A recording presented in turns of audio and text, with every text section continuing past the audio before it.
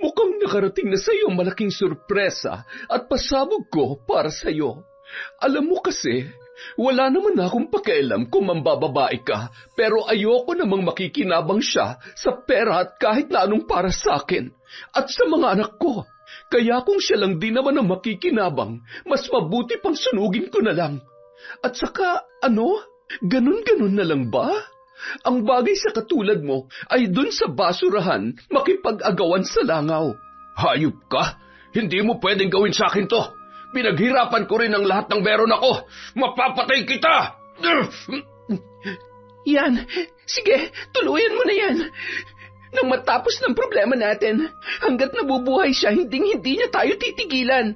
Bago niya pa makuha ang lahat sa atin, kailangan nating maisalba kung anong meron tayo at magtago.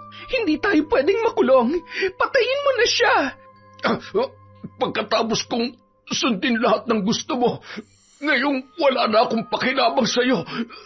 Ganito ang gagawin mo. Isang malaking pagkakamali na nagpaloko ko sa'yo. Isa kang malaking pagkakamali. Ginawa ko ng lahat para lang makaahon sa hirap ng buhay. Pero paulit-ulit lang akong hinahabol ng kamalasan. Ayoko na. Pagod na ako sa buhay kong ito. Mas mabuti pang mamatay kaysa sa araw-araw kong makita ang sarili ko sa ganitong kalagayan. Taon 2007, Maynila, bandang 7:00 ng gabi. Tulak-tulak ni Lara ang kariton na pinaglalagyan niya ng mga kalakal. Tapos na nilang ikutin ang buong subdivision na medyo malapit sa squatters area na kanilang tinitirhan. Grabe, no? Araw-araw tayo nangunguha ng kalakal pero parang hindi sila nauubusan. Ayaw mo pa nun? Mas maraming basura, mas maraming kita.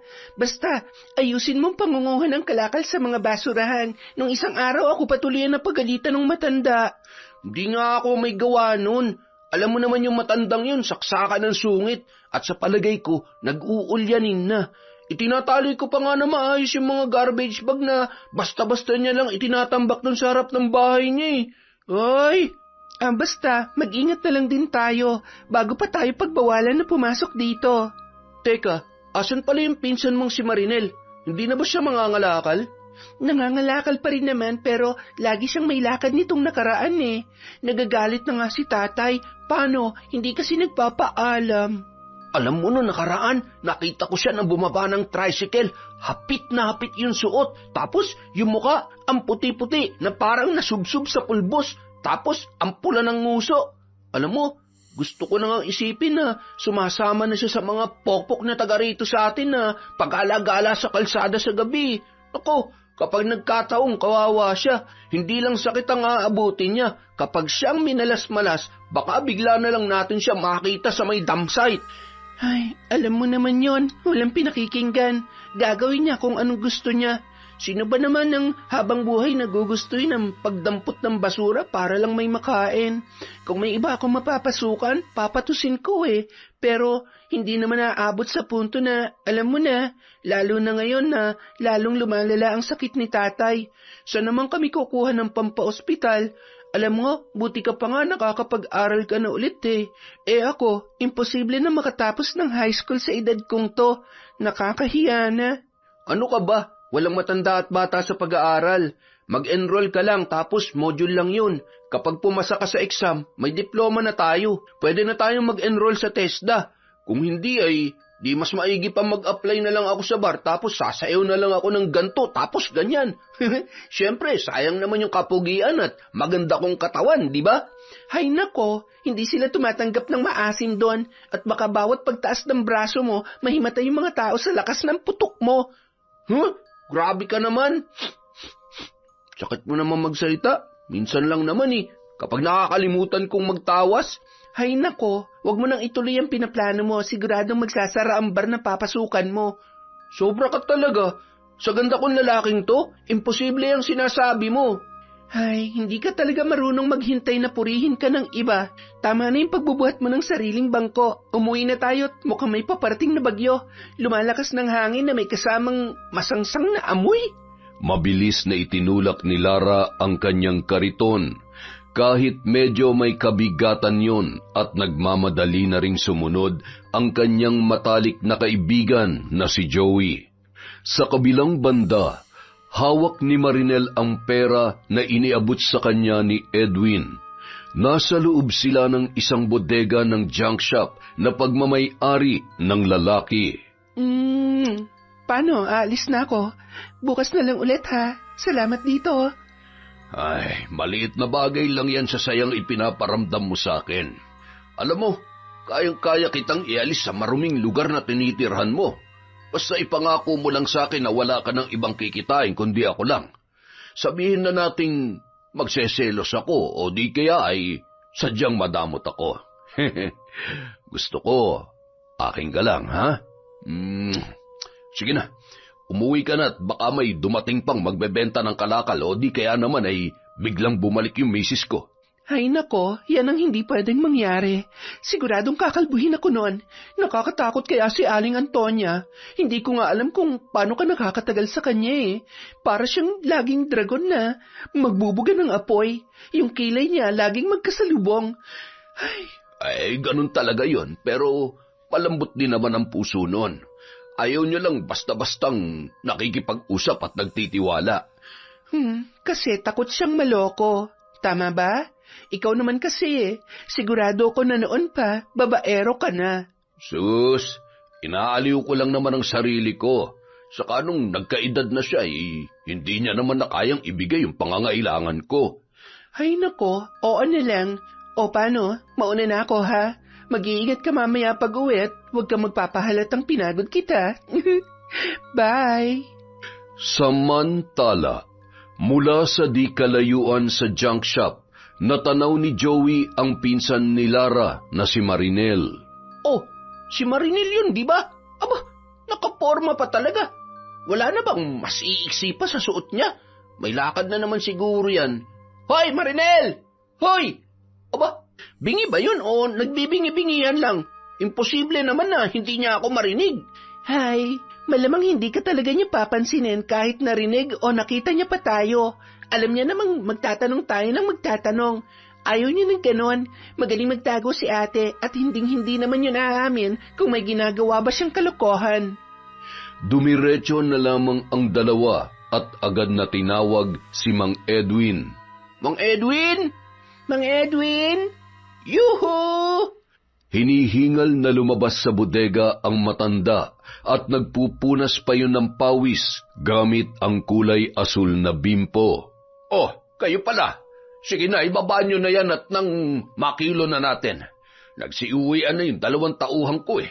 Mukhang mapapalaban na naman ang mga yun sa inuman tapos tanghali na naman papasok bukas. Ay, kaya po pala parang napalaban kayo ngayon eh. Pawis na pawis ho kayo. Oo. Napakainit kasi sa loob ng bodega. May mga nililigpit ako. Sige na. Ilagay nyo na yan dito. Mang Edwin, nakita ko po na galing dito si Ate Marinel. Ano pong... Ay, kinuha niya lamang yung bayad niya sa kalakal nung nakaraang araw. Nagkatinginan at tumango na lamang ang dalawa na tila ba naniniwala sa sinabi ni Mang Edwin. Matapos makilo ang kanilang kalakal, agad na ring inabot sa kanila ng matanda ang bayad. Yun oh, panalo! Salamat Mang Edwin ha. Akalain mo, mahigit 300 din yung napulot natin. Oo nga mabuti naman at may pambili na kami ng ulam at bigas. Tara na, siguradong gutom na at nag-aalala na si tatay. Nang makaalis ang dalawa, muli nilang naalala sina Marinel at Mang Edwin. Sa tingin mo ba totoo yung sinabi ni Mang Edwin kanina? Para kasing hindi lang isang beses na nakita ko si Marinel dun ng ganong oras. Buti sana kung nagbenta siya ng kalakal. Parang hindi naman. Napapaisip na nga rin ako Sa tingin mo, may iba pa bang dahilan si ate kung bakit laging pinupuntahan niya si Mang Edwin? Alam mo kasi, sabi ni Lola, saksakan daw ng babaero yang si Mang Edwin nung kabataan niya. Ang totoo, ex-girlfriend nga niya yung bunsong kapatid ni Lola yung nagpakamatay. Ay, malay mo, baka hanggang ngayon, hindi pa rin siya nagbabago. Sinasabi mo bang papatulan ni ate si Mang Edwin na may relasyon sila? Seryoso ka ba? Parang tatay o lolo niya na yan Bakit hindi? Alam mo naman lahat gagawin nun basta magkapera lang. Tsaka, isinusuka niya ng pangangalakal, di ba? Kaya, hindi naman sana. Ibang trabaho na lang. Pero wag naman yung aabot siya sa punto na papatol na siya sa matanda at kung sino-sino. Isa pa, kapag nakarating yan kay tatay, siguradong magagalit yon. Ay nako. Sigurado yan, sa dami ng tsismosa nating kapitbahay. Di bali nang walang makain, basta lagi may pagchichismisan. Patuloy sa pagkukwentuhan ang dalawa hanggang sa makarating sa squatters area kung saan doon sila naninirahan. Magkakadikit na bahay na yari sa kakarampot na semento, tabla at mga yerong pinagtagpi-tagpi. Magulo, maingay at hindi rin kaaya-aya ang amoy, ngunit sanay na sila at baliwala na lamang sa kanila ang mga yon. Nang makapasok sa kanilang bahay, agad na nagmano si Lara sa kanyang tatay Ambo. Salamat anak, kaawaan ka ng Diyos. Siya nga pala, alam mo ba kung saan nagpunta ang ate Marinel mo? Kanina pang 3:00 umalis hindi pa rin umuwi. Mahigat isang linggo ko nang napapansin na umuwi yun ng alanganing oras. Hindi rin talaga marunong magpaalam ang babaeng yun, Tsaka meron akong narinig mula sa mga nagkukumpulang tsismosa dyan sa labas. May alam ka ba sa mga ginagawa ng pinsan mo? Ha, Lara? Wala po, Tay. Tsaka, mas makabubuti po kung kausapin niyo na lamang po siya ng maayos. Talagang kakausapin ko siya. Oo, at naghihirap tayo pero ni minsan ay hindi ko kayo kukonsintihin na gumawa ng mali at pagpiestahan ng ibang tao. Ay, lalo pong lumalala ang ubo niyo, Tay. Kailangan na po nating mapatingnan yan. Palagay ko nga, hindi na lang basta ang ubo yan Huwag mo akong alalahanin, anak. Ayos lamang ako. Isa pa, hindi naman ay tubago. Ganito rin ang ikinamatay ng aking ama, kaya alam kong... Tay, kaya nga kailangan na nating magpatingin sa doktor. Meron naman pong paraan para gumaling kayo Ay, nako, mas lalo ka lamang mahihirapan. Hindi na nga ako nakakatulong sa pang-araw-araw na pangangailangan natin ay dumadagdag pa ako sa gastusin at isipin ninyo. Tay, meron naman hong libreng gamutan sa health center, kaya sa ayaw nyo at sa gusto, magpapagamot po kayo. Ay, sige na. Lalo lamang tuloy akong inuubo sa iyo Ay, siya nga pala. Nakapagsaing na ako. Pinagkasya ko na lang yung tirang bigas dyan. Yun nga lang ay wala tayong ulam. Huwag ho kayong mag-alala. Sandali lang po. Maliligo lang po muna ako.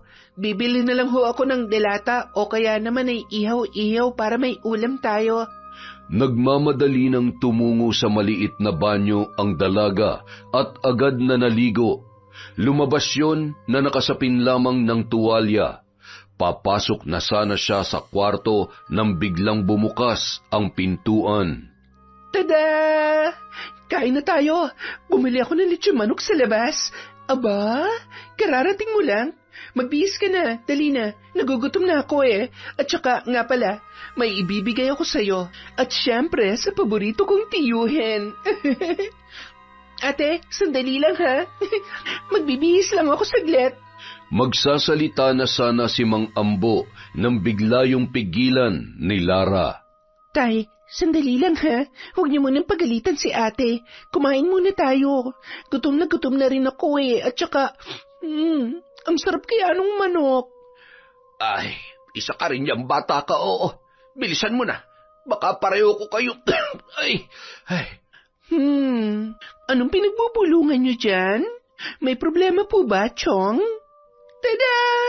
Ayan, nakabihis na ako.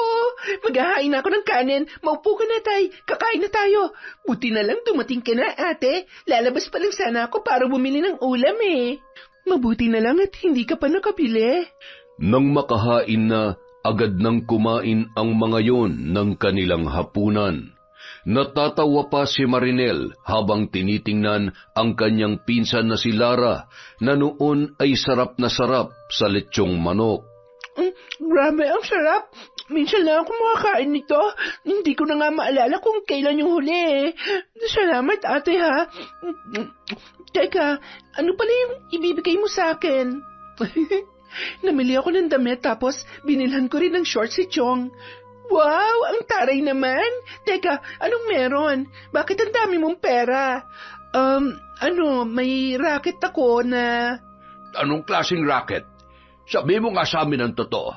Totoo ba ang chismis na kumakalat dito na pumapara ka ng mga sasakyan sa kalsada sa gabi?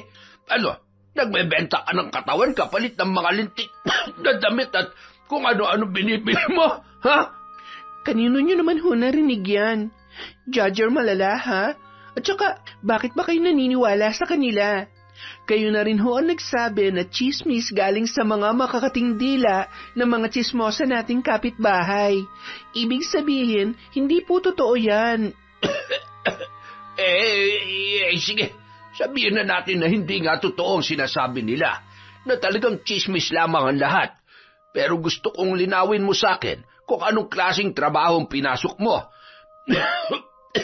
Anong racket ang tinutukoy mo, ha? Ang dami naman tanong. Ano ba yan? Kumain na nga lang ho tayo. Bakit hindi ka makasagot? Hindi mo alam ang isasagot mo, ano? Marinel, halos ako na nagpalaki sa'yo, kaya alam ko kung nagsisinungaling ka. Alam ko na may tinatago ka at napapansin ko na rin yung kakaibang kinikilos mo. Yung oras ng pag-uwi at ang madalas mong pag-alis-alis na hindi namin nalalaman. Alam niyo naman na pala eh. Bakit pa kayo nagtatanong? Hindi ko na kailangan magpaliwanag. Paniwalaan niyo kung anong gusto niyo. Masisisi niyo ba ako? Bakit kayo? Masaya ba kayo sa buhay niyo? Masama bang gumawa ng paraan para makaalis tayo dito? Masama bang tumikim ng masarap na buhay?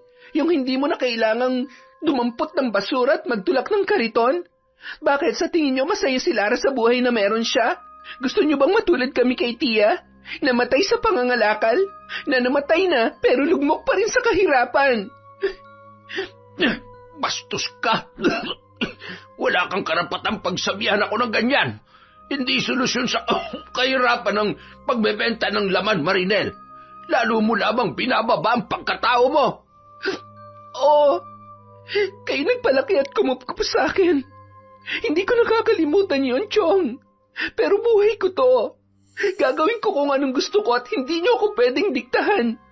Isa pa, gusto ko lang naman makatulong eh. Kung magmamatigas ka at kung gusto mong ipagpatuloy ang ginagawa mo, mas makabubuti kung umalis ka na lamang dito. Tutali, sinusuka mo naman ang buhay na meron kami. Kapag wala ka na sa poder ko, malaya ka nang gawin ano man ang gusto mo. At kung ano man ang mangyari sa'yo, wala na akong pakialam. Kunin mo mga gamit mo at lumayas ka. Ate, huwag kang aalis. Tayo huwag niyo naman pong paalisin si ate.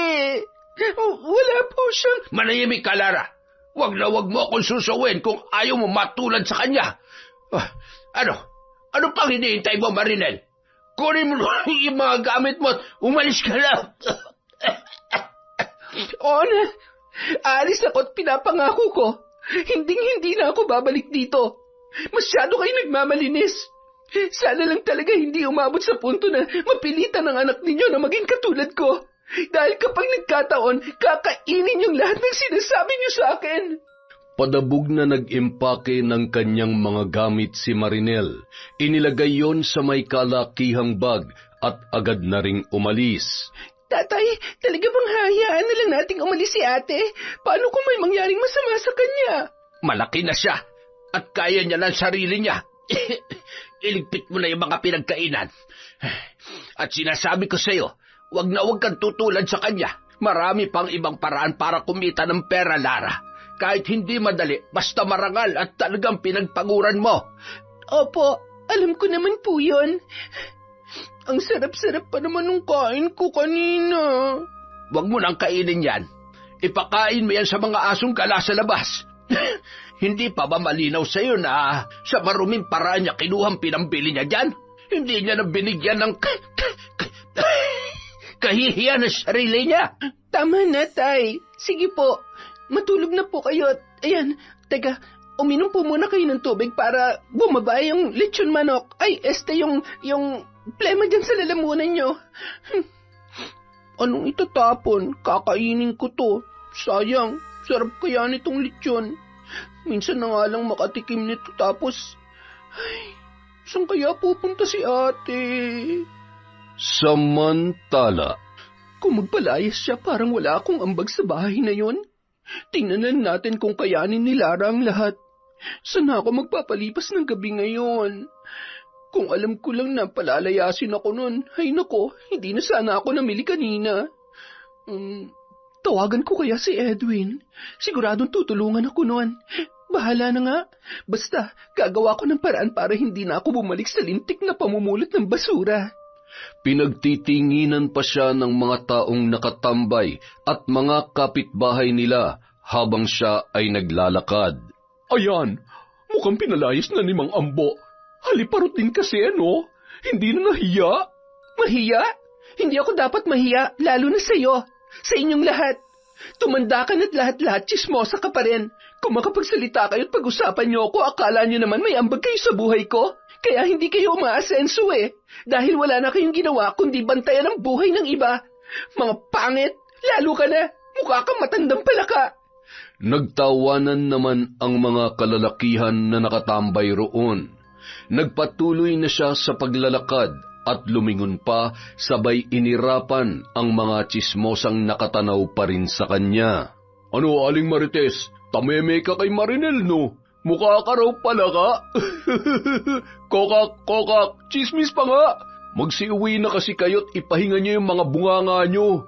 Huwag muna kayong uminom at baka mapasmayan at lumawit yung dila niyo. Abat, tarantadong to. Huwag kang dadaan dito. Bubuhusan kita ng ihi ko mula sa anidorang lintik ka. Makalipas ang ilang minuto, nakarating na si Marinel sa tapat ng bahay ni Mang Edwin. Medyo may kalayuan din yun mula sa junk shop nito. Tumuloy yun sa balkonahe ng bahay at kinapa ang napakaluma na nitong keypad sa cellphone. I-text ko kaya, baka sakaling gising pa siya. Parang may nanonood pa ng TV. Agad nung ginawa ang kanyang naisip at sa mga oras na yun, sakto namang nasa kwarto na ang asawa ni Mang Edwin na si Aling Antonia. Nagmamadaling lumabas ang lalaki at gulat na gulat nang makita ang dalaga sa kanilang balkonahe. Ay, pambihira naman oo. Bakit ka pumunta dito sa bahay? Ano bang kailangan mo? Malilintikan tayo sa ginagawa mo eh. Anong magagawa ko? Gusto mo ba magpalakad-lakad ako ngayong gabi o di kaya matulog sa kalsada? Ay, pinalayas ako sa bahay kaya tulungan mo naman ako. Kung hindi... Edwin, mahal, nasaan ka? Ay, yan na nga bang sinasabi ko eh. Patay tayo neto. Kumalma ka nga, akong bahala. Basta, sakyan mo na lang ako, ha? Sumagot ka, tawagin mo siya papunta rito. Bilis! Mahal, nandito ako sa balkonahe. Halika. Oh, Marinel, anong ginagawa mo dito? Alanganing oras na para magbenta ng kalakal. Mag-aalas 9 na, at hindi to junk shop. Bahay namin to. Madam Antonia, ang totoo po, naghahanap po ako na matutuluyan ngayon. Nag-aaway po kasi kami ng pinsan kong si Lara kaya pinalayas po ako ni Tio. Oh, tapos? Anong akala mo dito sa amin? Bahay ampunan? Mahal naman. Kawawa naman si Marinel. Siguro, mas maganda dito na lang muna siya magpalipas ng gabi. Kahit dito lang sa balkonahe natin. Tapos, bukas pwede na siya maghanap ng ibang matutuluyan. Pwede ka namang mamasukan bilang kasambahay para hindi ka na mamroblema sa titirhan mo. Oo nga naman. Ay, teka, marunong ka ba sa mga gawaing bahay? Baka naman masyado kang salaula sa gamit. Madam Antonia, maliit lang ho ang bahay namin at malayong-malayo ho sa itsura ng bahay ninyo pero marunong naman ho ako sa mga gawaing bahay. Ang totoo po niyan, minsan rumarakit ako na tagalinis ng bahay. Marunong din naman ho akong magluto, kaya... Ay siya, sige. Pero siguruhin mo na magugustuhan ko ang trabaho mo. Kapag hindi ay palalayasin din kita tulad ng ginawa ng tiyuhin mo. Pero bago kita papasukin sa pamamahay ko, ipapaalala ko lamang sa iyo na ayaw ko ng dugyot, abusado, tamad at magnanakaw na kasambahay. Ayaw ko rin na may nasisira sa mga gamit ko o may mababasag. Marami na ako napalayas noon at gagawin ko ulit kapag hindi tayo nagkasundo. Naintindihan mo? Oo naman po, madam. Masyado po kayong sige kayo, mababawasan yung beauty nyo. Patulog na kayo pero bagong ligo yata kayo, ang bango-bango nyo pa. Kaya naman walang duda kung bakit mahal na mahal kayo nitong si Mang Edwin eh. Para lang ho kayong 30 years old. Huwag mo na akong bolahin. Sa laki at linaw ng salamin ko sa kwarto, alam ko na maganda ako. Pumasok ka na. Maligo ka at siguruhin mo malinis ang paa mo bago ka matulog. Diyan ka muna matulog sa sofa at bukas linisin mo yung dating kwarto ng kasambahay namin. Naku, maraming salamat po, madam. Tatanuin ko pong malaking utang na loob ang pagpapatira niyo sa akin dito. Pagpapatira ka dyan, pagtatrabahuhan mo ng maayos ang lahat, mula sa pagtira mo dito at maging sa kakainin mo araw-araw. Yung iba ron, yun ang magiging sahod na matatanggap mo buwan-buwan. Sige po, wala naman pong problema. Edwin, ikaw nang bahala sa kanya. Matutulog na ako. Sumunod ka na rin agad, ha? Siguruhin mong nakasara na maayos ang mga pintuan at mga bintana. Baka may makapasok na magnanakaw. Wag po kayong mag-alala. Hindi ko po hayaan na may makapasok na magnanakaw. Hindi naman po ako tulog mantika. Agad naman nang pumasok si Aling Antonia sa kanilang silid. Napangisi na lamang si Mang Edwin sabay na pailing-iling sa ginawa ni Marinel. Ibang klase ka talaga. Buti na lang at napapayag mo siya. Pero binabalaan kita, ha? Kailangan natin mag-ingat. Hindi basta-basta kung magalit ang asawa ko. Isa pa, kailangan mo makuha ang tiwala niya. Oo, alam ko. Sige na, matulog ka na. Ako nang bahala sa sarili ko. Ipasok mo dun yung bag mo sa may kwarto dahil iinit ang ulo nun kapag nakita niyang pakalat-kalat yan. Ayusin mo ang trabaho mo at tama lang nasakyan mo at gawin mo ang lahat ng gusto niya. Sige na, magpahinga ka na. Good night. Nako, ikaw talaga. Sabi ko nang... Ay sus, kunwari ka pa. Gusto mo rin naman. Ikaw talaga, napakapilya mo. Nagpalingon-lingon pa si Mang Edwin bago pumasok sa kwarto ng kanyang asawa. Kapag nakita ni Lara na nandito na ako, magugulat siya. At syempre, malalaman din ni Chong dahil malamang magkukwento siya. Nakakainis Akala mo naman hindi na kinabang sa akin. Oo nga't kinupkup niya ako, pero ang tagal ko rin kayang nagtiyaga sa buhay daga. Kung kontento na sila sa buhay nila ngayon, ibahin nila ako. Ngayon nandito na ako, mas magkakaroon ako ng pagkakataon na mabagong kapalaran ko. Sisiguruhin ko na mapapakinabangan ko ang mag-asawang ito, lalong-lalo na si Edwin. Hindi ako pumatol sa matanda para lang sa wala, ha? Kapag marami na akong pera, magpapakalayo-layo na ako dito. Makalipas lamang ang ilang buwan, matagumpay na nakuha ni Marinel ang loob ni Aling Antonia. Natuwa naman ang matanda dahil masipag at marunong yon sa mga gawaing bahay. Pagkatapos kumain sa tanghali ay pumupunta pa yon sa junk shop para tumulong kay Mang Edwin. Madalas naman na pumupunta si Aling Antonia sa mga kaibigan niya at kung minsan bumibiyahe yon papunta sa mga anak nila ni Mang Edwin na may kanya-kanya ng pamilya. Isang araw, Marinel, ikaw nang bahala dito sa bahay, ha? Bago ka pumunta sa junk shop, siguruhin mong nakasarado ng maayos ang pintuan. Magdala ka rin ng tubig at merienda para kay Edwin.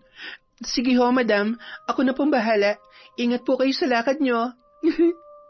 Okay lang kahit hindi ka na makabalik. Ako nang bahala sa asawa mo at sa mga iiwan mong kayamanan. Anong iningisi-ngisi mo dyan?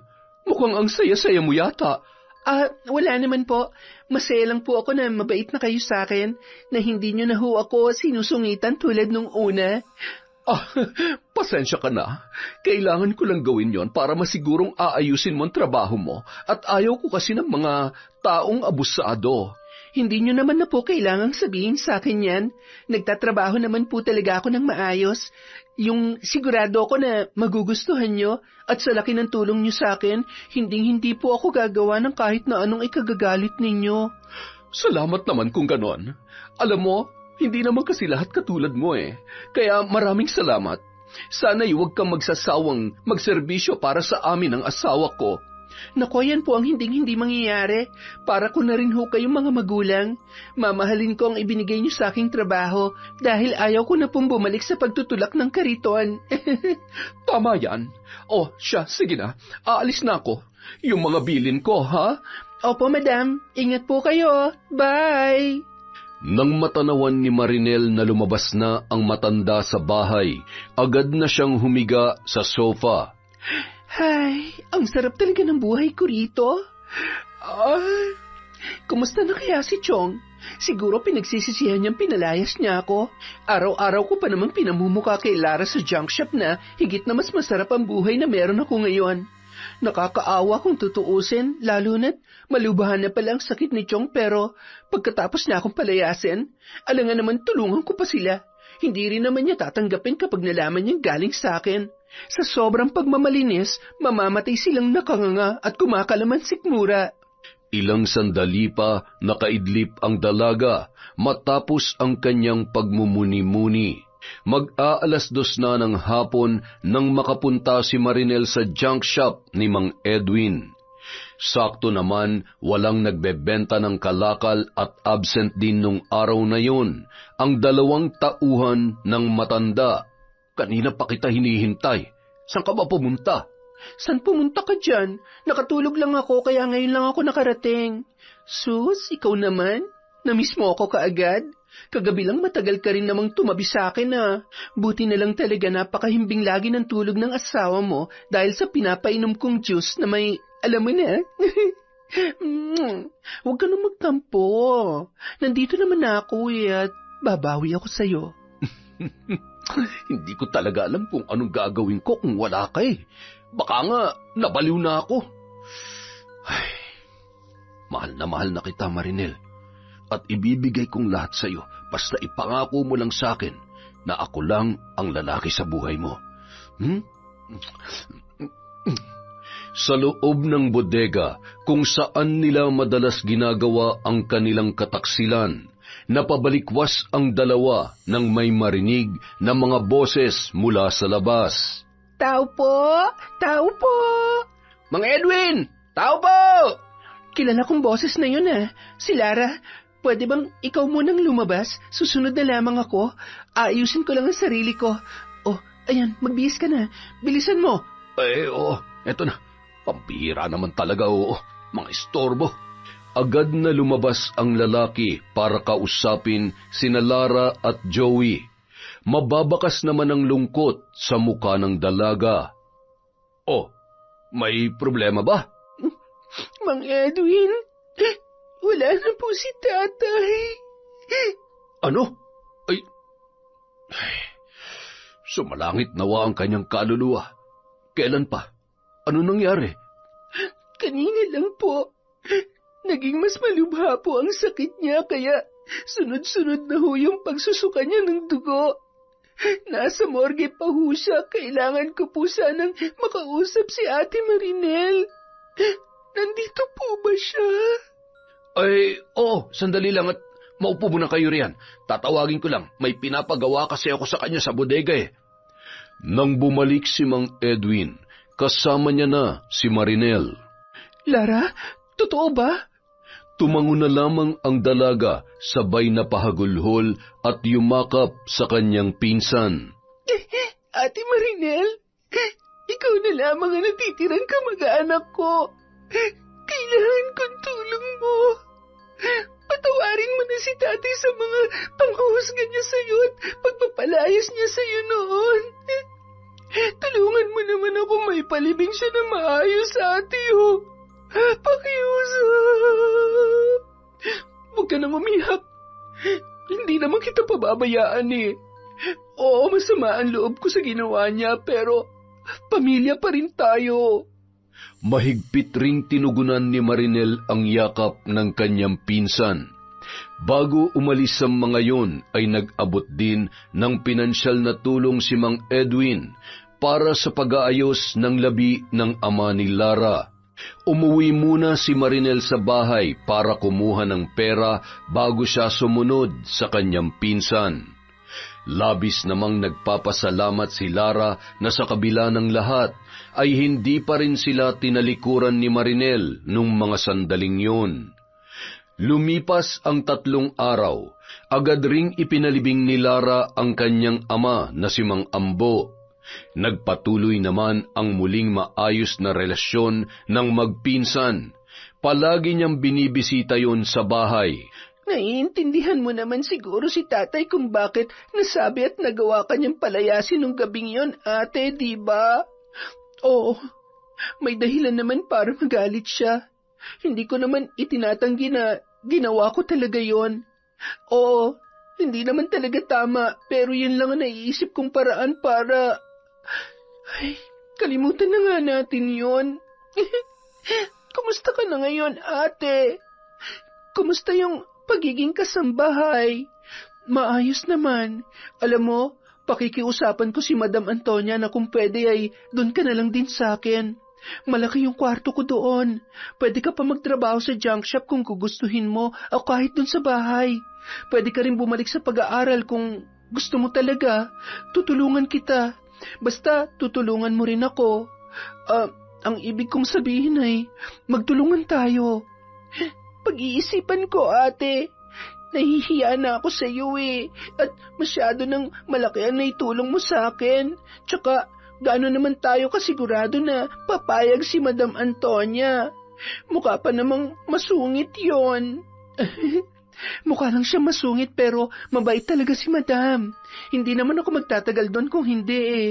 Babalitaan kita ha. Paano? Uuwi muna ako. Magluluto pa ako ng hapunan. Makalipas ang ilang oras, dinaanan na naman ni Joey si Lara para mangalakal. Habang tinutulak ang kani-kanilang kariton, ay agad namang ipinaalam ni Lara kay Joey ang inaalok ng kanyang ate Marinel. Ay, sigurado ka ba?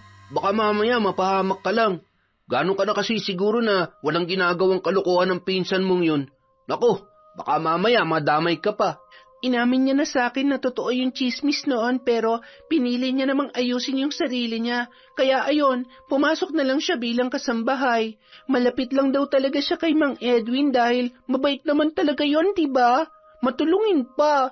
Hindi tayo nakakasiguro kung nagsasabi nga siya ng totoo. Kapag nandun ka na rin, magiging sunod-sunuran ka na lang sa kung anong gusto niya. Ngayong ikaw na lang, sarili mo na lang ang iisipin mo. Pwede ka nang bumalik sa pag-aaral. Kaya mo namang pagsabayin yun, hindi ba? Maghanap ka na lang ng ibang... Oo, pero hindi ba't mas maganda kung tatanggapin kayong alok ni ate? Isa pa, hindi naman araw-araw maayos ang kita natin ah.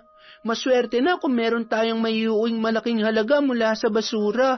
At saka, hindi rin ako gaanong maalam pa sa ibang trabaho. Buti doon matuturuan ako ni ate. Ay, sa bagay, may punto ka naman dyan. Basta, kung ano man maging pasya mo, susuportahan kita. Basta mag-iingat ka at huwag mong ipapahamak yung sarili mo, ha? Pasensya ka na, Lara, ha? Wala kasi talaga akong tiwala dun sa ate Marinel mo na yun, eh. Mabait si ate. Bigyan mo lang siya ng pagkakataon para mas makilala mo pa siya. Teka, kunwari ka pang pagalit-galit kay ate, crush mo naman yun? Huy, sino nagsabi sa'yo niyan? Sinabi mo kaya yun sa akin noon. Nakalimutan mo na? Ay, tumigil ka nga. Sa pogi kong to, sa tingin mo hindi ako makakakita ng mas maganda kaysa sa kanya? Kung maghahanap din lang ako ng babae, sisiguruhin kong matino, tsaka yung kaya kong iahon sa kahirapan.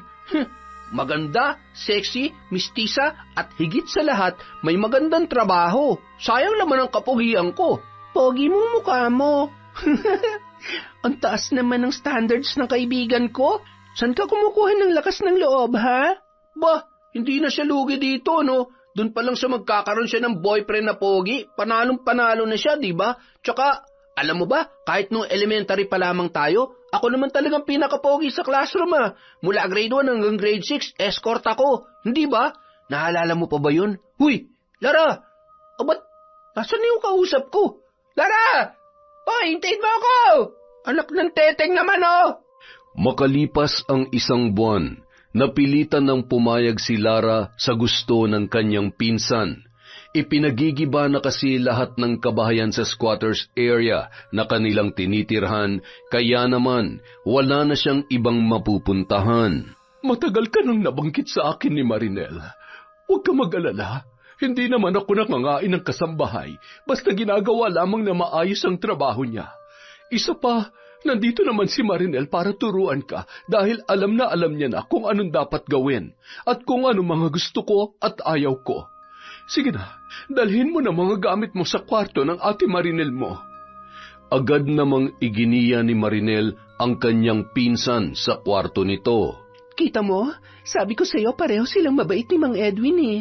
Tingnan mo naman kung gaano kaganda tong kama natin at itong kwarto natin. Malayong malayo sa hinihigaan natin na sahig na sinapinan lang ng karton at kumot. Salamat ate. Ang totoo, nakakatakot dahil sa dami ng mga babasagin at mamahaling gamit dito. Baka mamaya, ano ka ba naman? Hindi ka na bata. Isa pa, basta maging maingat ka lang sa paglilinis mo. Kapag malapit ng susunod na pasukan, kakausapin ko si Madam Antonia tungkol sa pag-aaral mo. Pwede ka naman magtrabaho pagdating mo dito sa bahay. Siguro, kapag alam mo na rin ang pasikot-sikot dito, madalas na ako dun sa junk shop para may katuwang si Mang Edwin. Tamad na rin kasing pumunta dun si Madam kaya, ayun, lagi akong nandun. Lulubog lilitaw rin kasi yung dalawang mokong na tauhan nila eh. Wala namang problema ate. Basta ituro mo muna sa akin lahat at saka yung ibang gamit nila sa kusina. Ayaw ko kasing makasira o mapagalitan eh. Nakakahiya kung sakali. Alam mo naman mamahali ng mga gamit nila. Ano naman ang ibabayad ko kapag nakasira ako? Baka kulang pa yung sahod ko na pang isang buwan. Ikaw talaga? Sige na, magbihis ka na at maghahanda na tayo ng hapunan. Kailangan mo nang matutong magluto, ha? Naalala ko pa rin naman yung mga tinuro mo sa akin dati, ate. Tsaka, ang galing-galing ko kayo magprito. Makalipas ang halos 3 buwan, natutunan na ni Lara ang sunod-sunod na mga gawaing bahay, mula sa paggising niya sa umaga hanggang sa bago sila matulog sa gabi.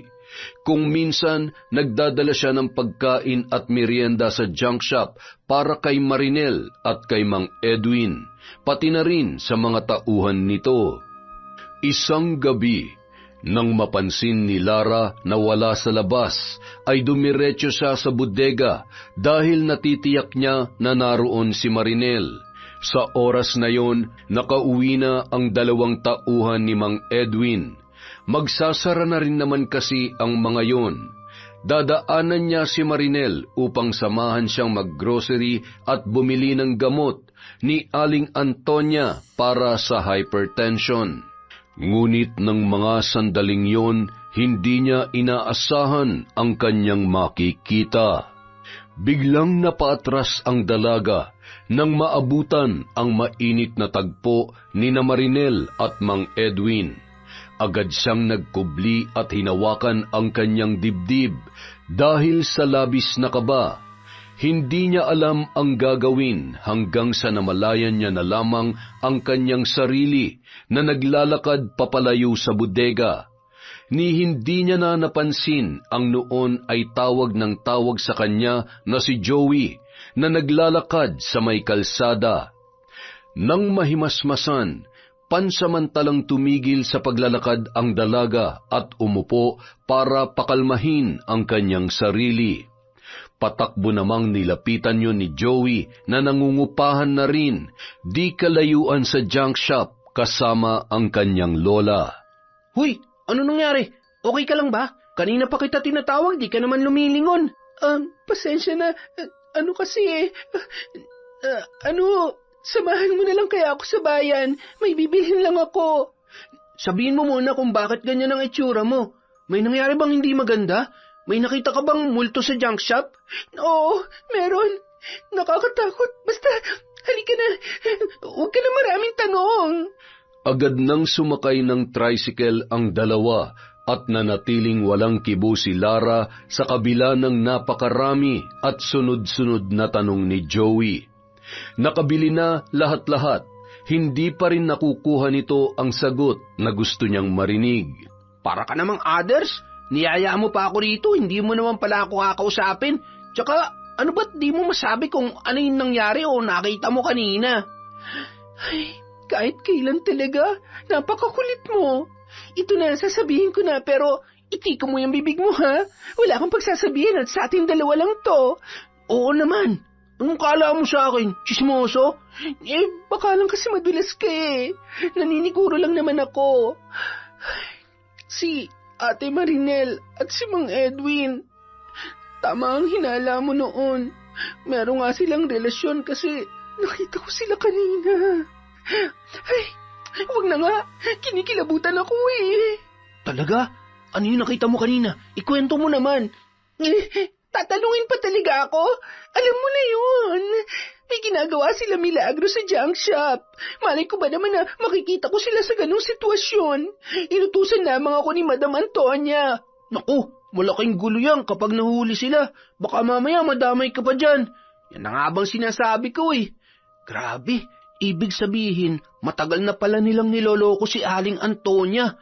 Grabe talaga yung ate mo hindi man lamang tinablan ng takot. Napakagaling nila magtago. Alam mo, mukha lang maldita si Madam Antonia pero sa ilang buwan pa lang na nakakasama ko siya, mabuti siyang tao, mabait at matulungin. Mali si ate na pagsamantalahan niya yung kabaitan ng tao, pero mas walang konsensya yung asawa niya.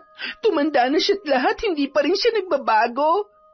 Nang gabi rin yun, nang makauwi si Lara ay agad siyang inusisa ni Aling Antonia. Nadatnan niya ang mga yon, nakakain na. Mabuti naman at dumating ka na. Maupo ka na't kakain na tayo.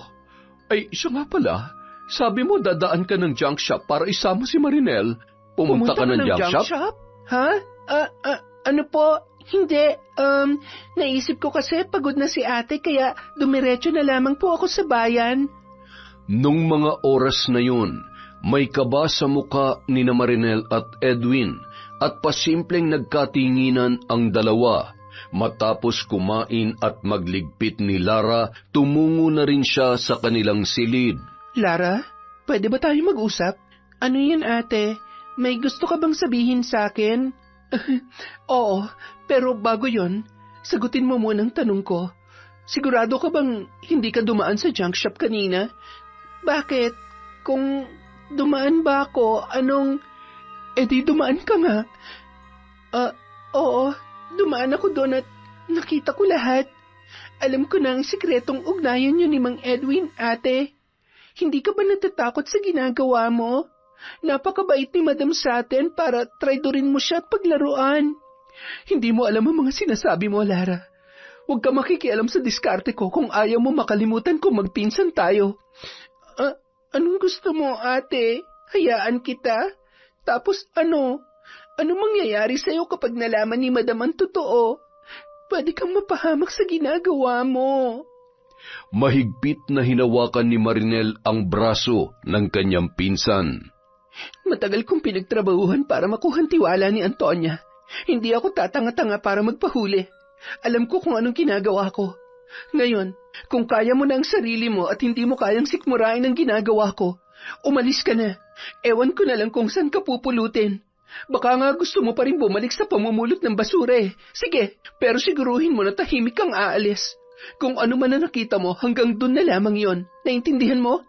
Isa pa, hindi mo alam kung anong pwedeng gawin sa'yo ni Edwin sa oras na malaman niya na alam mo na ang tungkol sa amin. Kaya wala kang ibang dapat gawin kundi itiko mo yung bibig mo at umalis nang walang ibang sasabihin. Napakasama mo, ate. Hindi ko alam na aabot ka sa ganito. Naniwala ako na nagbago ka na pero nagkamali lang pala ako. Ang dami mong satsat.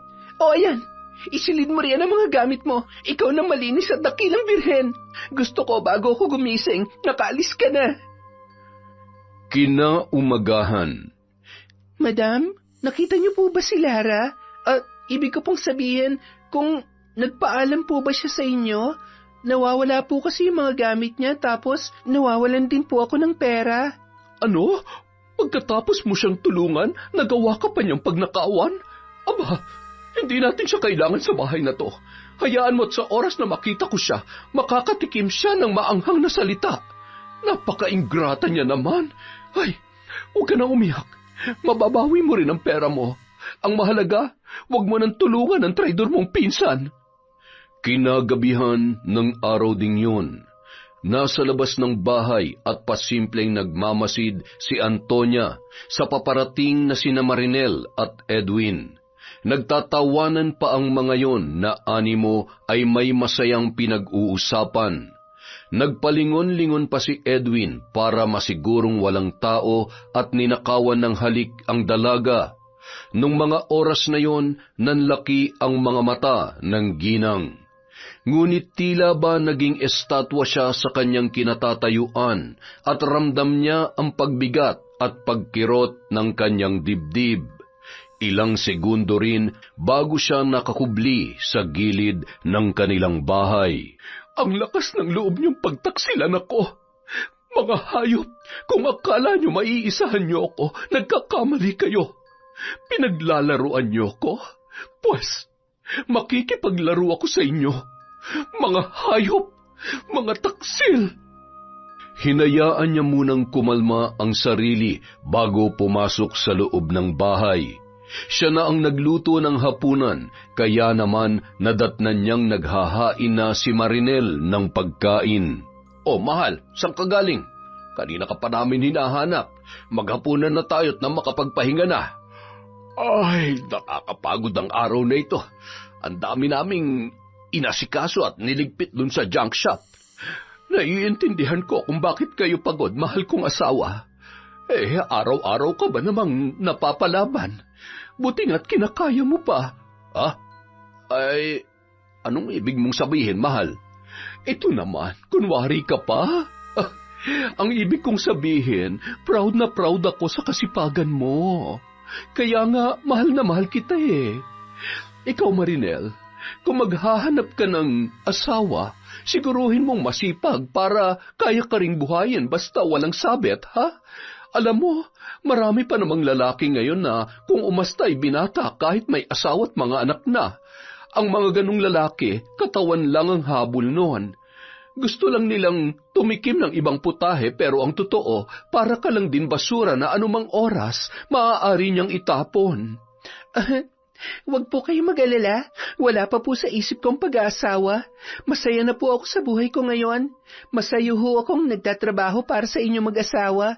Ang totoo po, napakaswerte ko dahil parang nagkaroon din ako ng panibagong magulang. Nakaka-touch naman yun. Anong masasabi mo, mahal? Nanay at tatay na pala ang tingin sa atin ni Marinel. Alam mo, totoo naman para ka na rin naming anak ni Edwin. Hindi ba, mahal? Okay ka lang ba? Teka, kukuha lamang ako ng tubig na maiinom mo. Ito na po. Ayan na pala eh. Magaling talaga tong si Marinel. Mabilis kumilos. Wala naman talaga akong masabi sa'yo. Ang galing-galing mo sa lahat ng bagay. Uminom ka pa, mahal. Yan. Ubusin mo nang may masmasan ka. Pangit pa naman ang pakiramdam na nasasamid. Yung iba nga, namamatay sa ganyan eh. Hindi pa ako pwede mamatay dahil magsasama pa tayo ng matagal, mahal. Hindi naman natin hawak ang ating mga buhay, kaya pwedeng mauna ka na. Biro lang yan, mahal. Huwag kang mapipikon, ha? Habang kumakain, nagkukwentuhan sina Marinel at Edwin at masaya namang nakikidugtong si Aling Antonia habang pinagmamasdan ang mga kakaibang tinginan ng dalawa na dati ay hindi niya binibigyang mali siya dahil sa malayong agwat ng edad ng mga yon. Saksakan ka talaga ng bobo, Edwin, pagdating sa pambababae. Akala mo ba aalagaan ka ng kabit mo kapag walang-wala ka na? Tumanda ka na't lahat-lahat, hindi ka pa rin nagbabago. Tingnan lang natin kung sino magiging luhaan at magmamakaawa sa dulo. Ni isang kusing, wala akong ititira sa'yo.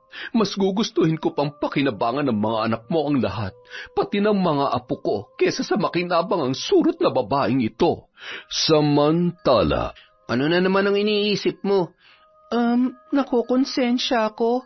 Alam mo, natatakot ako para kay Madam Antonia. Baka kasi, alam mo na, baka kung may anong pinaplano sina ate at Mang Edwin. O kaya kapag nahuli sila, ano kaya magagawa nila? Hindi ba? Huwag mo na nga isipin yung mga yon. Tama lang na umalis ka dun. Sabi ko naman kasi sa'yo sa amin ka na lang ni Lola. May nalalaman ka pang hindi pwede, nakakahiya. Ayun tuloy, namumroblema ka na. Mahal ko si ate at bilang kadugo niya, natural lang na mag-alala ko para sa kanya. Pero walang ibang pinakita sa akin si Madam Antonia kundi kabaitan. Hindi ko alam kung anong iniisip niya nung bigla na lang akong umalis na hindi man lamang nagpapaalam. Ay, kapag nalaman niya pang pinagtataksilan siya ni ate at ni Mang Edwin, siguro iisipin niya na lahat na lang ng tao hindi niya pwedeng pagkatiwalaan. Sa tingin ko naman, base sa mga kwento ng lola ko, hindi na bago ang ganyang isyo kay Mang Edwin. Siguradong sanay na yun si Madam Antonia sa kataksilan ng asawa niya. Pero syempre, hindi niya yun hahayaan na ganun na lang. Siguradong may gagawin siya laban sa dalawa kung magkakabukingan. Ay, kailangan tuloy nating dumayo pa para maibenta tong mga kalakal natin. Pasensya na, pati tuloy ikaw, kinailangan ding mag-adjust. Okay lang yun, maliit na bagay. Tara na, sigurado naghihintay na sa atin si Lola. Buti nga, nandun ka sa amin Masaya-masaya palagi si Lola, kaya lang nakakapagselos na. Mukhang ikaw na ang paborito niyang apo ngayon. Pagbigyan mo na. Wala sobrang ganda ng bago niyang apo. Oo na, gaya-gaya ka naman Bakit ba panay ang tingin sa mukha ko ng mga nakakasalubong natin? Sa bagay. Sino ba naman ang hindi mapapatingin sa mukha ko? Tagatulak lang to ng kariton pero saksakan ng gwapo. Mukha mo. May uling ka kasi sa mukha. Hindi ko lang sinasabi. Bagay kasi sa'yo. Abat taran, kaibigan ba talaga kita? Anak ng teteng naman Akala ko pa naman nagagwapuhan na sila sa akin. Ay, kahit kailan ka talaga Nang sumunod na buwan, naging abala si Antonia at halos araw-araw ay may nilalakad yon. Sunod-sunod rin ang mga pinapipirmahan noon sa kanyang asawa. Bagamat pagod galing sa junk shop, hindi na nagtatanong pa si Mang Edwin kung para saan ang kanyang mga pinipirmahan. Ang alam niya lang, inaayos na ni Aling Antonia ang mga ari-arian na paghahatian ng kanilang mga anak. Bagamat laging umaalis ang ginang, malaya namang nagsasama at umaasta bilang mag-asawa sina Mang Edwin at Marinel. Isang araw, nagulat na lamang ang lalaki nang ibalita ng kanyang anak na wala na ang kanyang asawa na si Antonia. Ani ng kanyang anak ay naaksidente yon. Dahil sa matinding sinapit ay nagpasya yon na ipakremate na lamang ang kanyang ina. Pasensya na pa. Mas okay na to kesa makita niyo yung lagay ni Mama. Sigurado ko na hindi niyo yung kakayanin. Bakit kailangan iwanan niya ako sa ganitong paraan? Hindi man lamang kami nagkausap ng maayos bago siya nawala. Mahal na mahal ko, Mama mo. Antonia! Makalipas ang ilan pang buwan, tila wala lamang nangyari. Masaya nang nagsasama sina Mang Edwin at Marinel sa kanilang bahay. Hindi na yon nagtatrabaho pa dahil abala na sa gawaing bahay. Noon, pangarap ko lamang ang buhay na ganito. Hindi ko akalain na aayon din sa akin ang panahon. Ngayon, ako na ang makikinabang sa bahay na to, pati na rin ang araw-araw na kinikita ni Edwin. Ay, kung hindi lamang matigas ang ulo ni Lara, di sana magkasama pa rin kami ngayon. Bahala na siya sa buhay niya. Tinutulungan na nga, nag-iinarte pa. Kinagabihan, habang kumakain, biglang tumayo at kinuha ni Marinel ang isang puting sobre at iniabot kay Edwin. May nagabot sa akin yan kanina. Basahin mo nga kung para saan. Mukha kasing importante eh. Akin na. Teka. Hindi maaari.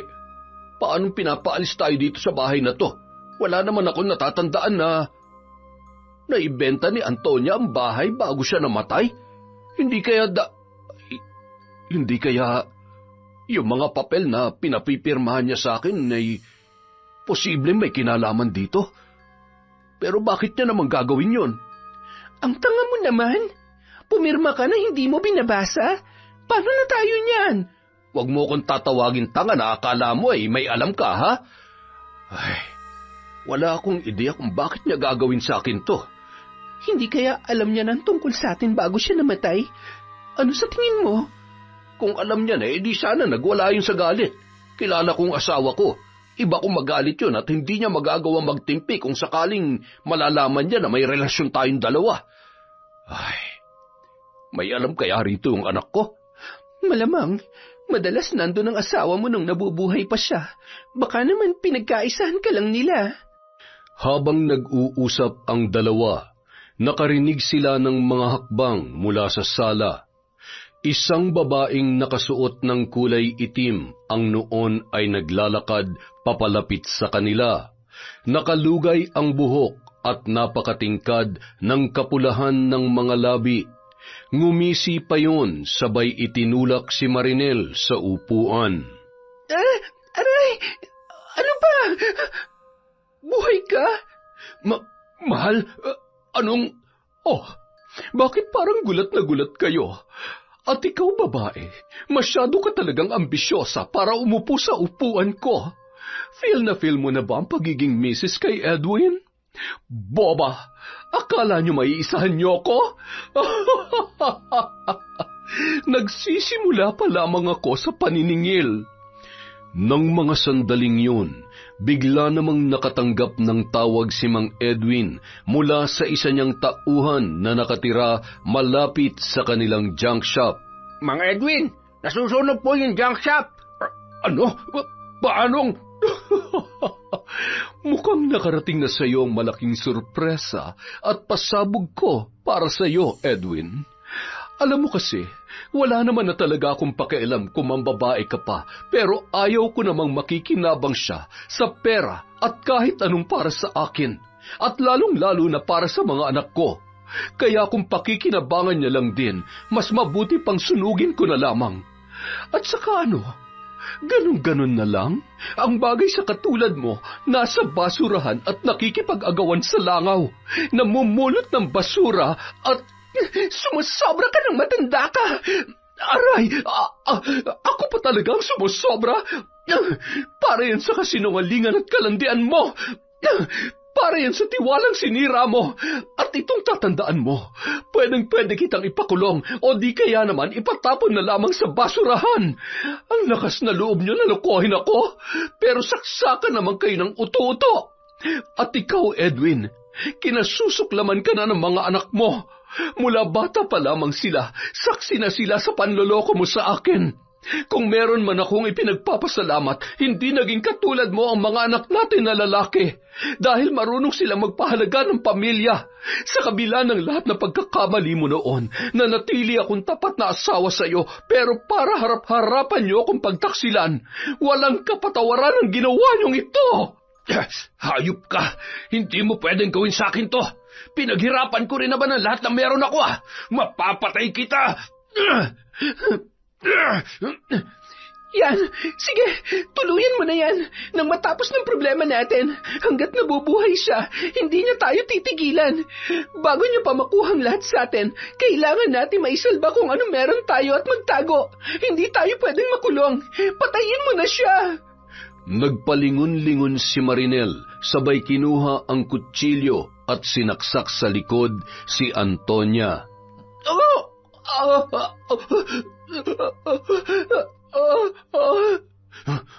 Anong ginawa mo? Tinulungan lang kita. Pareho lang naman tayo ng gusto, di ba? Yun ay ang patahimikin siya. Kailangan na nating iligpit at linisin ang mga kalat dito bago tayo umalis. Isinilid nila si Antonia sa makapal na trapal at pinagtulungang isakay sa kariton na pinadala pa ni Edwin sa kanyang tauhan. Sir, ayaw ko madamay. May pamilya ho akong binubuhay. Ayan, malaking halaga yan. Siguro naman sapat na yan para sundin mo ang ipinag-uutos namin. Sa halagang 30,000 piso na iniabot ni Marinel sa lalaki ay napalunok yun dahil noon lamang siya nakahawak ng ganoong kalaking halaga. Nanginginig ang kanyang kamay na kinuha yun sabay tumango at itinulak ang kariton kung saan naroon si Antonia sa loob ng trapal. Dinala niya yon sa tambakan ng basura at itinapon na walang nakakakita sa kanya. Nagmamadaling umalis ang lalaki at iniwan doon ang kariton, ni hindi nun nagawang hawakan at ibaba ang ginang at isama sa mga sari-saring basura na naroroon.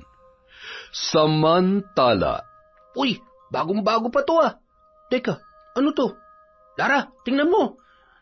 Ano ba yan? Teka, paa? May paa? tinanggal nila ang trapal at nang makilala ang babae na noon ay naliligo sa sariling dugo, agad silang humingi ng tulong lalo na nang makilala nila yon.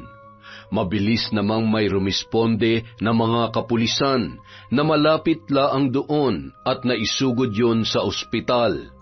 Kinailangang salinan ng dugo ang ginang sa dami ng nawala dahil sa may kalaliman nitong saksak sa likod. Maswerteng naagapan at natahi ang sugat nito at walang tinamaang maselang parte sa loob. Kinaumagahan, agad ring nagkamalay si Antonia at nagulat nang makita si Lara at si Joey nung mga sandaling yon. Anong ginagawa niyo dito? Lumayo ka sa akin. Katulad ka rin ng pinsan mong demonyo. Mga lahi kayo ng magnanakaw. Mga traidor. Kumalma lang po kayo. Hindi po totoo ang sinasabi nyo. Kami pa nga po nakakita at nagligtas sa inyo eh. Yan po bang sinabi ni ate nung umalis ako? Hindi po ako magnanakaw. Hindi ko lang po masikmura ang ginagawa nila at pagsisinungaling niya sa inyo, kaya nung pinagsabihan ko ho siya, nagalit po siya sa akin at pinaalis niya po ako. Tinakot niya po ako para hindi ako maglakas loob na sabihin sa inyo ang totoo. Sila po bang may gawa nito sa inyo? Oh, oo. Pagkatapos ng kataksilan nila, ang lakas ng loob pa nilang gawin sa akin to. Mga walang puso. Babalikan ko sila. Hindi ako papayag na hindi nila pagbayaran ang ginawa nila sa akin. Maraming salamat sa inyo. Nung mga oras na yun, nagmamadaling pinasok ni Lola Dolor ang silid kung saan naroon si Joey at si Lara. Gayon din ang noon ay emosyonal na si Antonia. Bit-bit nun ang isang sisidlan, sabay iniabot sa kanyang apo na si Joey. Salamat naman at nagkamalay ka na. Ayan, mabuti pa'y pakainin mo muna siya. Ako nagluto nitong arroz caldo. Siya nga pala, Lara, Joey, umuwi muna kayo at magpahinga. Bago umalis ang dalawa, nakisuyo si Antonia na ipaalam sa kanyang panganay na anak ang nangyari para maasikaso siya, gayon din ang mga bayarin sa ospital. Ramdam ko ang sakit na pinagdaraanan mo. Alam mo, lumipas man ang panahon, ang kagaspangan ng ugali ng asawa mo ay sadyang hindi na magbabago pa. Napakahayop pa rin ng Edwin na yon. Kung makapagsalita kayo, parang kilalang-kilala niyo siya. Anong nalalaman niyo tungkol sa kanya? Nagpakamatay ang bunso kong kapatid ng dahil sa kanya, matapos niyang buntisin at tanggihan ang bata. Bago ka pa niya nakilala, marami na siyang pinaiyak at nilokong mga babae na matapos niyang pagsawaan at itrato na parang bagay na maaari niyang itapon at palitan. Pinili kong manahimik at kontrolin ang aking sarili na ipaghiganti ang aking kapatid dahil wala namang may kagustuhan na kitlin niya ang kanyang buhay. Pero dapat pala noon ko pa ginawa. Ngunit matagal ko ring dinala dahil hindi ko akalain na aabot sa ganito ang lahat. Kaya niyang patayin ang sarili niyang asawa. Hindi lamang siya, kundi pati na rin ang kabit niya. Siguradong nagtatago na sila ngayon. Ganon ba? Huwag ka mag-alala. Hindi naman nila mapagtataguan ang karma, ang balik ng ginawa nilang kasamaan. Gusto mo bang makaganti at sila ay pahirapan? Sabihin mo lamang, Antonia. Tutulungan kita maghiganti. Matagal ko nang isinantabi ang kakayahan ko sa pambabarang. Ngunit ngayon, buo na ang loob ko na tulungan ka. Kung sana noon ko pa binarang ang asawa mo, maaaring natuto na siya sa kanyang mga pagkakamali. Wala naman akong dapat pagsisihan dahil meron akong matitinong anak. Sila ang nagbibigay sa akin ng respeto at pagmamahal. Tama kayo, hindi sapat na maubos ang kung anong meron siya. Kahit pa nga ipakulong sila, hindi pa rin sapat yon sa ginawa nila sa akin. Kaya oo, kailangan ko ang tulong nyo at hindi na ako makapaghintay pang pahirapan at pagbayarin sila. Makalipas ang 1 linggo, sa isang maliit na bahay na pansamantala nilang tinutuluyan. Anong nawawala? Hindi tayo pwedeng mawala ng pera. Saan mo ba kasi nilagay? Dito na lang tayo magtsatsaga sa mabahong lugar na ito? Babalik ako sa pangangalakal katulad ng mga kapitbahay natin dito? Yak!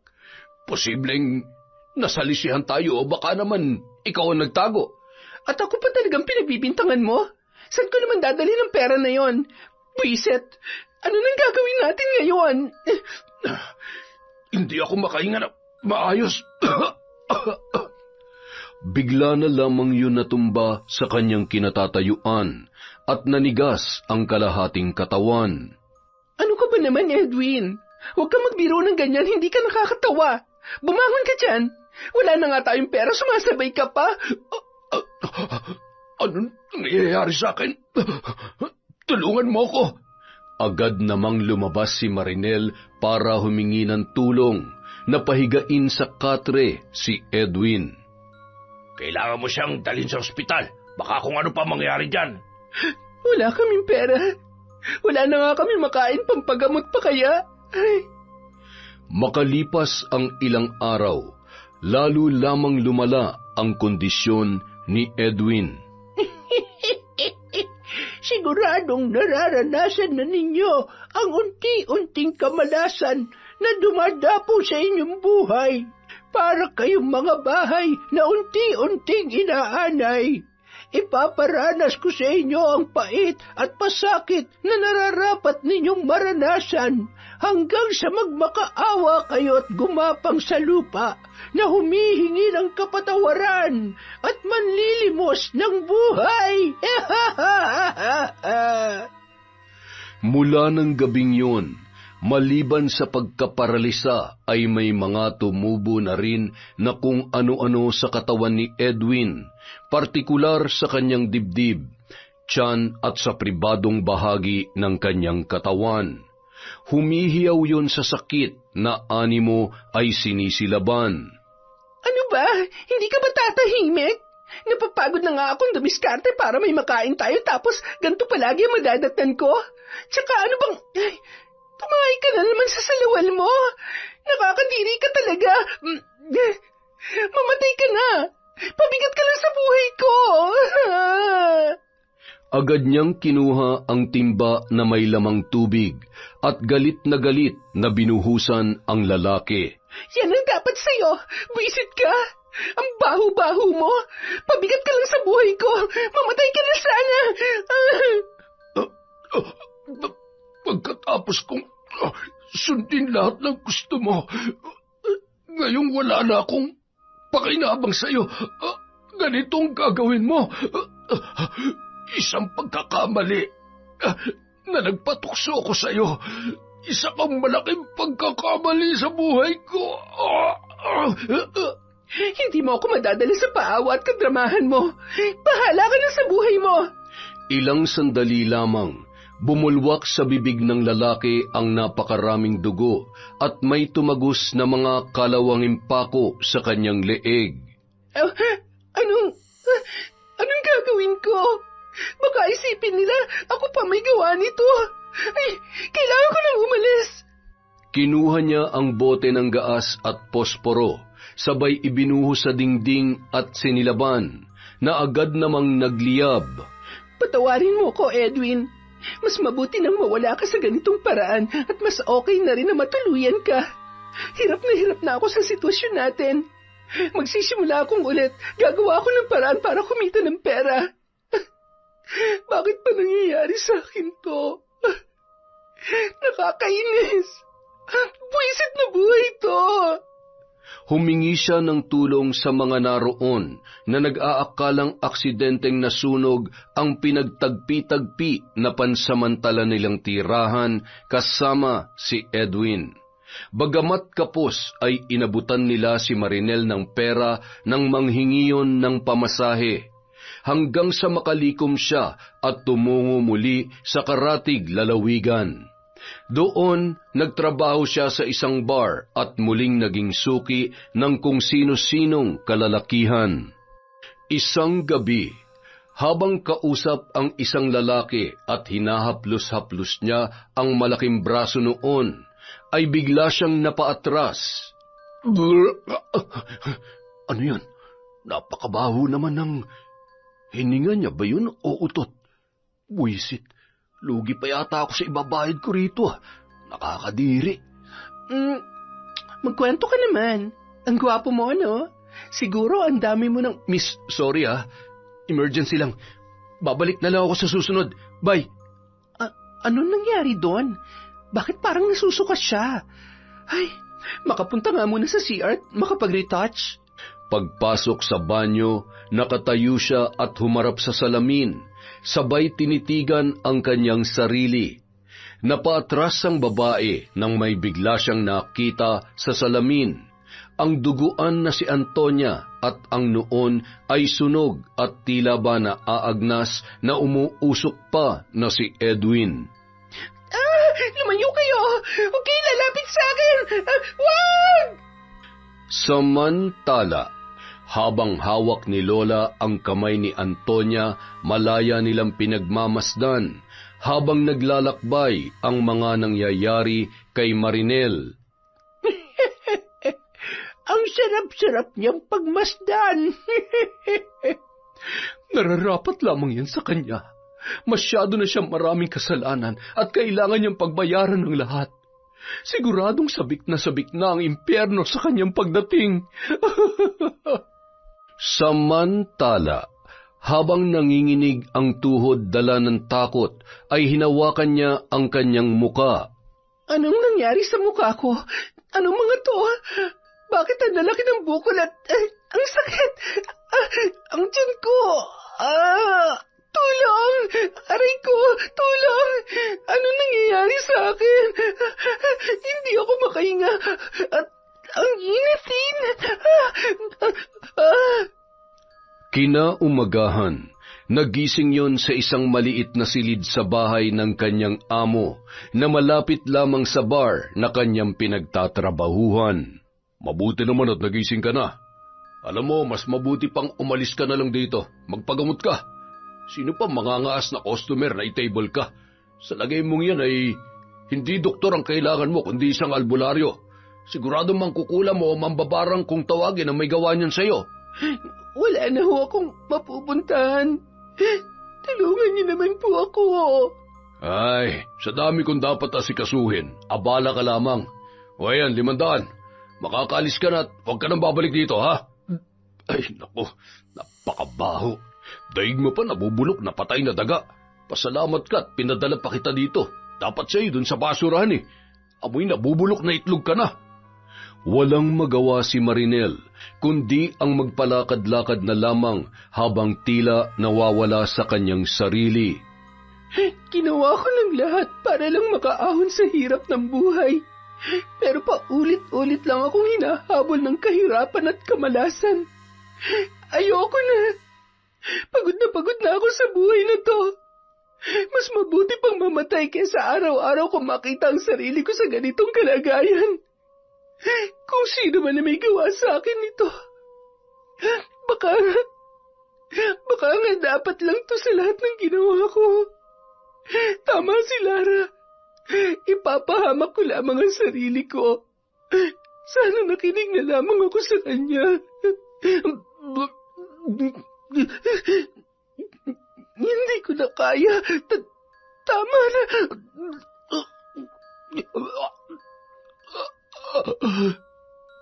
Nagliparan ang mga insekto mula sa butas-butas na katawan ng dalaga. Napakrus ang mga nakakita at ang iba ay nagsitakbuhan dala ng takot. Isang matanda ang lumapit sa babaeng noon ay wala ng buhay. Isang mabagsik na mambabarang ang may gawa nito. Kaawaan ka nawa ng Diyos, ngunit marahil ay malaki ang iyong kasalanan para pagdaanan mo ito. Dahil walang nakakakilala ay mga opisyal na lamang ng barangay ang nagpalibing sa labi ng babae na hindi na halos makilala dahil sa kahindik-hindik na itsura. Matapos umalis ang mga insekto na tila ba nanahan sa kanyang katawan. Samantala, makalipas ang ilang taon, marami nang nagbago sa buhay ni Aling Antonia, gayon din sa matalik na magkaibigan na sina Lara at Joey. Tao po, Madam Antonia! Tuloy kayo. Nako, mabuti naman at naisipan niyong dumalaw. Kumusta na kayo? Pareho na ho kaming may maayos na trabaho. Kayo po, kumusta na? Masaya naman ako. Nandito sa akin yung isa kong apo. Dito na siya pinag-aral ng meron naman daw akong makasama. Lagi rin namang dumadalaw yung anak ko dito. Ay, siya nga pala, may sadya ba kayo? Nandito ho kami para kunin sana kayong ninang sa kasal. Ninang sa kasal? Teka, sinong mag-aasawa sa inyo? Ang totoo po, kami po ni Joey. 5 taon na po kami. Ewan ko nga ho ba, sa dinami-dami ng lalaki, sa kanya pa rin po pala ako mapapamahal. Para namang hindi ka masaya, babe. Sa part pa lang na may pogi kang asawa, panalo ka na dun. Hindi mo lang talaga maamin sa sarili mo na patay ka sa akin eh, no? Mukhang malakas yata ang hangin mula sa labas, Pero alam nyo, natutuwa ako para sa inyo. Maswerte kayo sa isa't isa. Pareho kayong may mabuting kalooban. Ikaw, Joey, mahalin mo ng lubos ang magiging asawa mo, ha? Lalo na ang magiging mga anak ninyo. Huwag mong hayaang masira ang masayang pagsasama nyo dahil lamang sa tukso at panandali ang kaligayahan. Ang mabuting asawa hindi nasusukat sa pagbigay ng pinansyal na pangangailangan. Marami kayong pagsubok na pagdadaanan, ngunit kung mananatili kayong tapat sa isa't isa, hindi nyo pagdadaanan ng naranasan ko sa taksil kong asawa. Noon pa man po, nagpupursige na ho ako sa buhay, hindi lamang para sa sarili ko, kundi para sa pamilyang pinapangarap ko kasama si Lara. Kaya ngayon, aalagaan at pahahalagahan ko ang bawat sandali at oras na magkasama kami. Hindi na nga po ako makapaghintay na makasal kami. Kasi alam ko naman na patay talaga siya sa akin. Oo na, sige na. Ay, kahit kailan talaga gwapong-gwapo ka sa sarili mo, no? Kaya napapaniwala na lang din talaga ako na gwapo ka eh. Paano po, Ninang? Goods na po ba tayo? Oo naman. Goods na mga inaanak. Masaya ako na maging parte ng inyong pamilya. Masaya ako para sa inyong dalawa. Matapos makausap si Madam Antonia ay magkahawak kamay na lumabas sila ng tarangkahan at nakita ang isang bata na nagtutulak ng kariton na may lamang mga kalakal. Nagkatinginan sila at kapwa napangiti ng mga sandaling yun. Buti na lang nagsumikap tayo. Ayokong maranasan ng magiging anak natin ang mga paghihirap na pinagdaanan natin. Tama, at mabait sa atin ng Diyos. Tinulungan niya tayo makaahon sa tamang paraan. Ay, siguro kung nakinig sa akin si ate, kasama pa rin natin siya hanggang ngayon. Siguro, maayos na rin sana ang buhay niya. Hindi mayaman pero hindi na rin isang kahig, isang tuka. Saka, kung nasaan man siya ngayon, sigurado ko na naiintindihan niya na ako. Ano man na nangyari sa kanya, hindi mo na kasalanan yun. May sarili siyang isip at buhay. Parte yun ng mga naging maling desisyon niya. Kaya, kalimutan mo na. Tingnan mo na lang ako para di ka na nag-iisip ng kung ano-ano pa. Sus, magsisimula ka na naman ha. Sasampalin na kita dyan. Salamat, babe ha. Mahal na mahal kita. At oo, ikaw ang pinaka-pogi sa lahat. Okay na? Happy na? Alam mo bang ngayon mo lang sinabi yan? I love you, Lara. Huwag ka nang aatras sa kasal natin, ha? Panindigan mo ako. Huwag mong sasayangin ang magandang lahi na maaari kong... Magandang lahi pala, ha? Ewan ko sa'yo. Yon! Isa na namang malupit na kwento mula sa Kwentong Enteng.